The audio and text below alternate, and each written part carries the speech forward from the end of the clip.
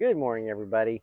You're here with Life on the Court with Don and Rachel, and we're going to talk about pickleball equipment today. It's exploded, and if you're one of the people that hasn't tried it yet and you're ready to get out there, this is going to be a very helpful video for you.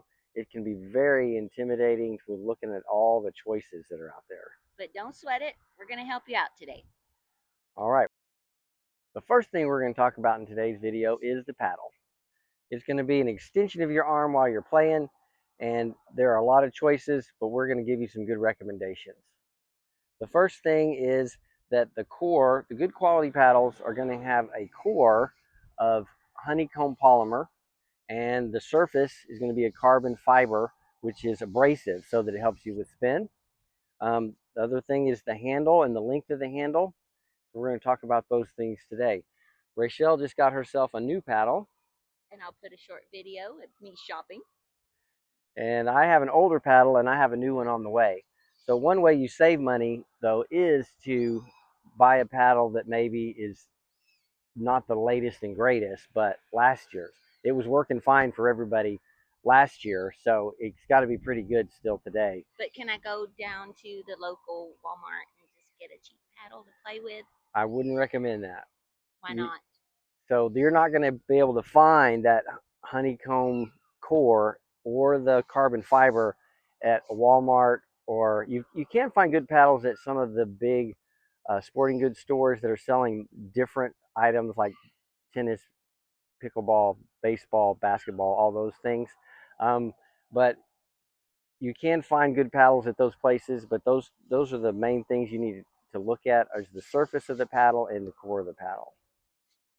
What about the grip? Okay, and the grip, my grip's pretty short. I use one hand on both sides. Rachel's is a little longer because it's giving her some extra room for putting her hand on for a two-handed backhand. Okay. A little bit, not a lot, but a little bit of room so she can use two hands on the backhand. Because I do that in tennis. That's how she started, and a lot of people are doing that. It is a little easier. You're not as strong. Most people aren't as strong with the backhand over here with one hand as if they just put that hand on it and they can lift the paddle. And then the circumference, we talked about the most of the grips are pretty standard. You can add an overgrip to your racket, or you can take off the original grip and use an overgrip under it as the grip if you need it smaller or larger. The bigger the grip, the harder it is to rotate it in your hand, and it can cause you to. And if it's too small, it can cause you to squeeze it too hard, and you're going to maybe have some elbow problems and stuff. So you want to keep it what's comfortable in your hand.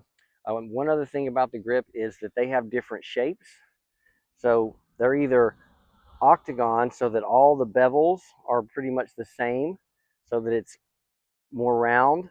But a lot of paddles have elongated bevels that match the paddle, so that it's shaped more up and down. It's longer this way.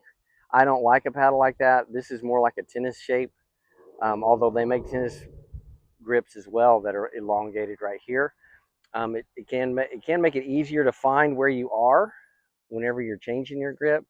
I just don't like the feel of it myself. I like the round, even feel of the grip. What I hear is you shouldn't just order a paddle online, because then you can't feel it in your hand. You can't feel it in your hand. You don't know if you're going to like it. But it does help you stay in your continental grip whenever you're at the net if it's elongated. I think that's the reason a lot of the more pickleball paddles are shaped that way than tennis rackets. And then the little video that I'm going to add in here, you see me demoing. I get to demo a paddle. However, if you're just beginning, you have to know how to play before you demo. So demoing a paddle is great, but if you don't know how to play, that doesn't do you a lot of good. It doesn't help as much as if you have been playing for a little while. The cost of a paddle, a new paddle for a beginner is probably going to cost you between $80 and $120. Like I said, you can get a lot cheaper paddles than that, but it will hurt your success if you can't put any spin on the ball and you're just out there whacking it around. It's going to be harder to play with a cheap paddle. Did you like the wide one or the narrow? This is the narrow. I like the narrow one. So you think you'd want that one? Well, I liked it. I won the game with it, so. Okay, tell us about your paddles. All right, so I'm here with RPM Pickleball. We're a brand founded out of South Florida, and we just brought our paddles to market in September. What we have is we have wide bodies, we have elongated, we have 16 millimeter, 14 millimeters, and we also have USA stamped and also UPA blackouts. So how our paddles are made, we're made with Gen 3 technology. We have foam injected edges, and yeah, we are here at Pompano Community Park, out here letting everybody try them out. So are they waffle inside? What are they inside? Honeycomb inside, foam injected edges, T700 carbon fiber. Yeah. So is it similar to this one? This is the Gen 2. These are Gen 2 models, so this doesn't have any foam on the edges. Oh, it doesn't. Same core, same carbon fiber, just different foam on the edges and different gluing around the edge guards. So what does the foam on the edges give you?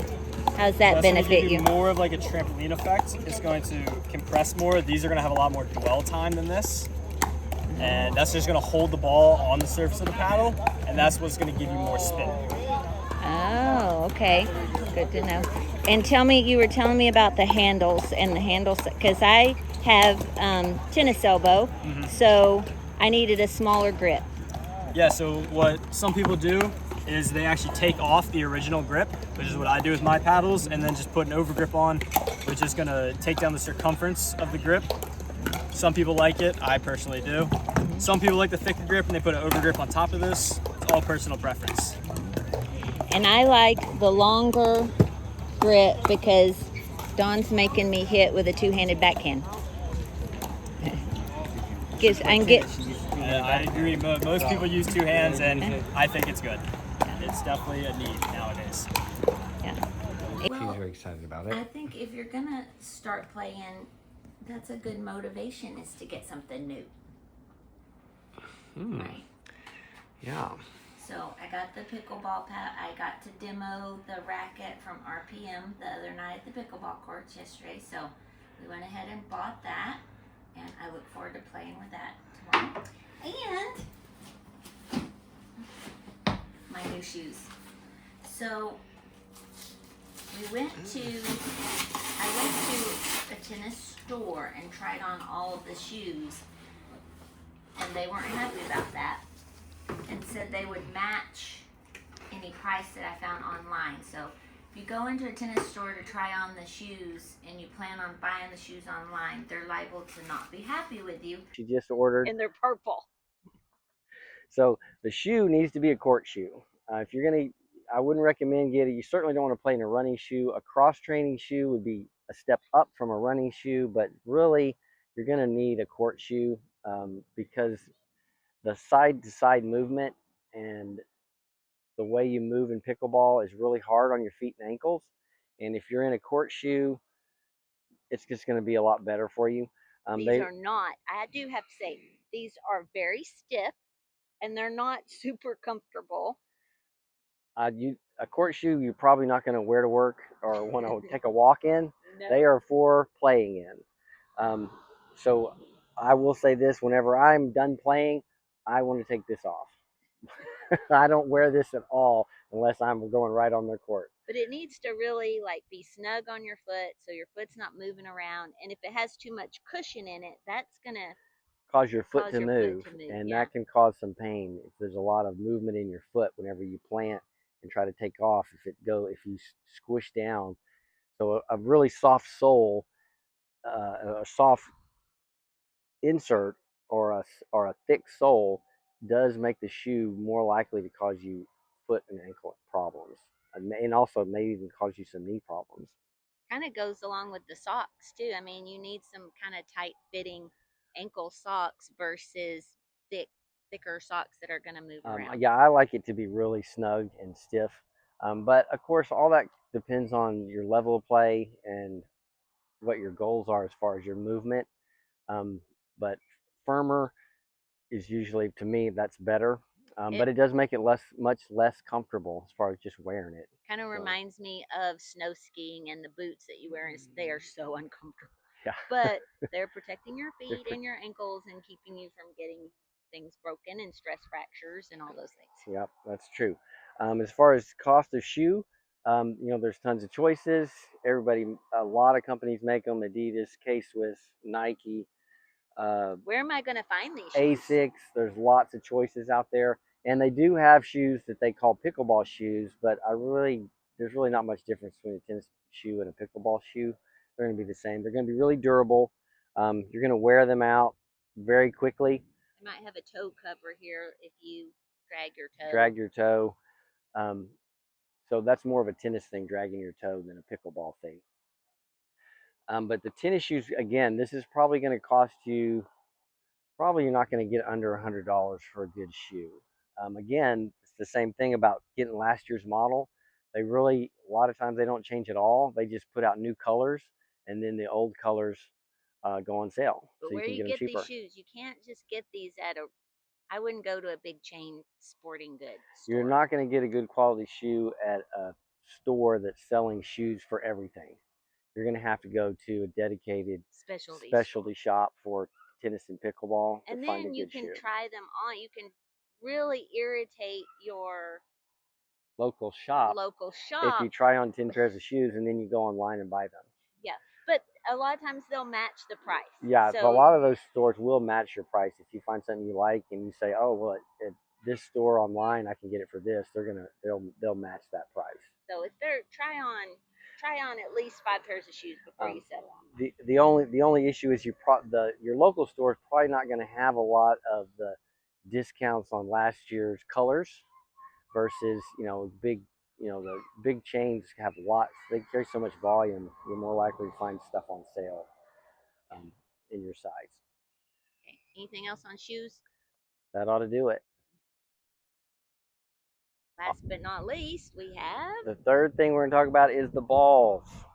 So these are pretty much the most popular ball for outdoors, just because of they're kind of middle of the road as far as performance, and they are very durable. So it saves you money. Everybody likes these Franklin's X40s. Does it matter what color? Doesn't matter what color. I picked 3 different colors. I just bought different colors just to. They didn't have purple though. To see which one I like better, as far as which one I could see better, and that may depend on the color of your court you're playing on. The other thing is that these are outdoor balls for playing outside. There is a different ball for playing inside. An indoor ball has much larger holes, and there are much fewer holes, and they're softer. So they are slower on purpose, because indoors you don't have wind, and the ball just travels through the air faster, and generally the surface is not as rough either, so they can get away with softer. So they won't bounce quite as high, and they're going to move slower than an outdoor ball. There are better performing balls than these Franklin's. The Vulcan ball is a real popular for tournament play. And those generally are faster and bounce higher, but they don't last as long. So that's the reason the Franklins are so popular, is that they last longer. But we're talking about for beginners. They mostly need to know the difference between indoor and outdoor. Indoor and outdoor. Like, don't play outside with an indoor ball, because it's not going to last. It's going to get shredded. It's going to shred. It's not going to last. It's going to tear up right away. But it could help you as far as, if the ball's moving slower, it's easier to hit. So if you want to slow the game down and play outside, you can use an indoor ball, but you're probably going to tear it up really fast. It's not designed to be played on a hard court like this outside. Yeah. The last thing that we're going to talk about is you're probably going to need a bag to carry all this stuff in. This is just a cheap backpack I picked up at Goodwill. And it holds. You picked up at Goodwill? I did pick this up at Goodwill. I picked this one out and bought it myself. And what's in this bag? Water bottle and sunscreen. You're going to need both those things whenever you play outside. That water bottle is probably not big enough, but that's my water bottle. Don's water bottle is much bigger and actually hangs on the bed, so that's kind of nice. If you want to spend the money on a pickleball bag, a lot of them will have a vented pocket, so you can put your wet shoes and socks in there whenever you're done, and they'll start drying right away. Don't forget to empty your bag. If you do that when you get home, you're going to have some unpleasant surprises in that bag if you don't. We've done that before. Right here, I'm wearing my sandals, and I'm going to wear my sandals to the court and when I'm putting my pickleball shoes on whenever I'm playing, when I get off the court, I'm going to want those off. They are just not comfortable for anything else. So join us on the court. Don't forget to play the water game with us and hydrate. Until then, till we see you on the court, dink responsibly. That's right. Like and subscribe.